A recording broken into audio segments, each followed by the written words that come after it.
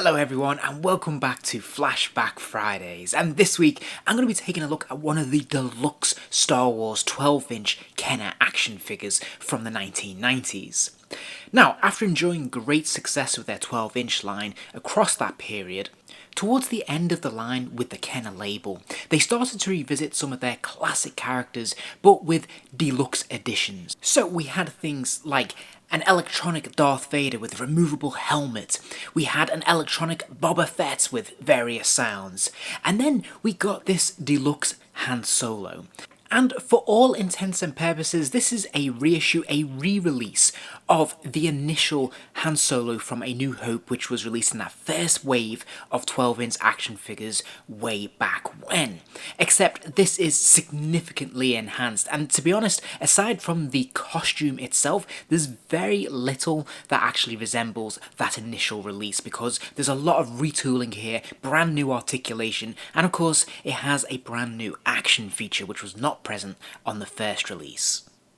And you can easily identify these deluxe figures just by their packaging alone, because they're not consistent with what had come previously. The boxes tend to be a lot broader, a lot wider, and they have this window display rather than the gatefold cover. Now, not all of the original releases did have the gatefold cover, but for the most part they did. So as we can see, although they've got the same sort of branding, we can see the Starfield in the background, the Death Star, the TIE Fighters, which looks really attractive, and I think they've done a really nice job of this. Of course, this is given over mostly to window display, and there's actually surprisingly little text on this packaging, meaning it's great for display.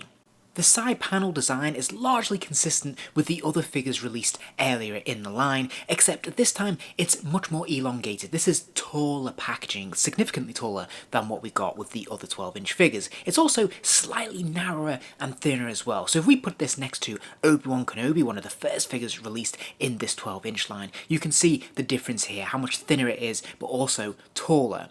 Now, of course, we do have the same sort of approach when it comes to the design, as I mentioned, so we have this image of Han Solo. This looks slightly more awkward because he's kind of off to the side a little bit, and it does look a little bit like a cut and paste job, but it still is pretty consistent with what we've seen in the line so far, and looks fairly attractive for the most part. And then when we flip the packaging over to look at the reverse, we can see the most significant changes to this overall layout and design from the other figures that came earlier in the line, because here we have a photo image of the figure itself in a really cool action pose. There's actually a little bit more colour. It is still mostly a black void, but there's a little bit of light behind the figure which helps it stand out a bit more. As I said, I think there's got a really great photo here that really sells this figure because he looks pretty exciting, like he's ready to do some shooting, which is pretty cool. We have these other images as well highlighting the action feature, and then at the bottom of the packaging we have the photos of the other figures or the characters that are available as part of this wave or part of this series. So I actually think this is actually really presentable. It's actually a significant improvement on some of the other figures that we saw previously. So I was pretty excited to open this figure up. Han Solo is one of my favourite Star Wars characters, and even though I've got quite a few in the 12-inch line, I'm always happy to add another one to the collection. And to Kenner's credit, they have sculpted yet another likeness of Harrison Ford as Han Solo. So they haven't just reused the previous sculpts, and they've had quite a few to choose from, which we'll take a look at in a moment. But this is brand new and exclusive to this figure, because I don't think they ever used it anywhere else. Now, I do have some issues with this sculpt. First of all, the head just seems a little bit too big for the body. It just looks slightly out of proportion, which is a shame. And as a consequence, the likeness is ever so slightly off as well. The proportions are just slightly too big, a little bit too stretched. The face is a little bit too wide, and it doesn't do the figure any favours really in the long run. So I don't think this is a bad likeness in truth. I just think the proportions are ever so slightly off, and that just throws it. So I have very mixed feelings about this. It's certainly not my favourite sculpt from this line, but it's not the worst either. If we compare it to the original release, we can see obviously this is a very different sculpt. That was a lot narrower, probably a lot closer. My personal favourite in this line up until this point was the Han Solo in Hoth gear. Again, this was another brand new sculpt, and I think this is probably the closest that Kenner got to really crafting that Harrison Ford likeness.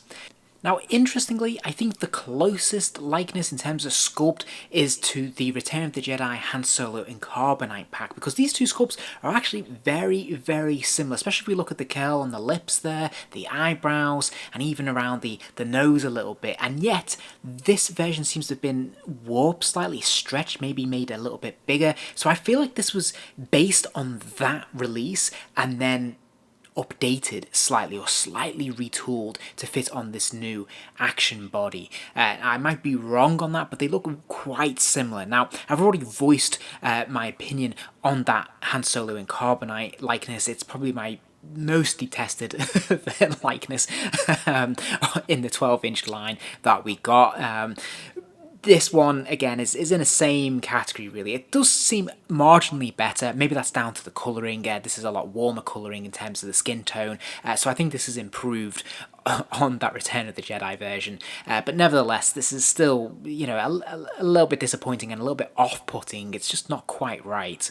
Now, I have to say, from here on, things take a massive upswing because the tailoring on this figure is actually really, really nice. I think they've nicely captured the authenticity of his costume. There's nice materials used here. There's multiple layers. We see that jacket is nicely sewn up. There are pockets. They're not functional, sadly, but they create the right impression, which is great. And I think they've done a pretty good job of replicating that on his shirt as well. The only downside is that when we look at the back of his shirt, you can see there is that cutout, and of course there is that action switch, which we'll take a look at a little bit later. So it doesn't look great from behind, but from the front everything looks absolutely fantastic, and there's lots of little details that I'm actually quite impressed with. I really like that we have this addition of this faux leather belt. This adds a different texture, a bit more detail, and I think it works really well. And of course, this is complemented then by the standard thick rubber belt that we've seen utilised on many other figures in this line. But I think it looks really good. This still works really quite well, and it actually works in proportion with this figure overall. Now, there's no getting around the fact that this was the 90s, so they're still employing the standard action man body that we saw at the time. That means he has these rather large gripping rubber hands, which we see on pretty much every figure in this line. So no real surprises here. Obviously it's not as sophisticated or as within proportion as we would expect these days, but it was a different time, and of course this is a lot more toyetic in its approach. Likewise, when we look at the boots, again, the perennial problem with this line is that you're stuck with those big thick rubber boots, which, you know, are pretty standard. There's not an awful lot of detail in them, there's no paint washes or anything like that, and they just look really massively out of proportion. They look a little bit silly and a bit daft, to be fair, but hey, you know, given that we've had so many figures in this line so far, this seems like a minor criticism because overall the colouring and the tailoring is actually much improved.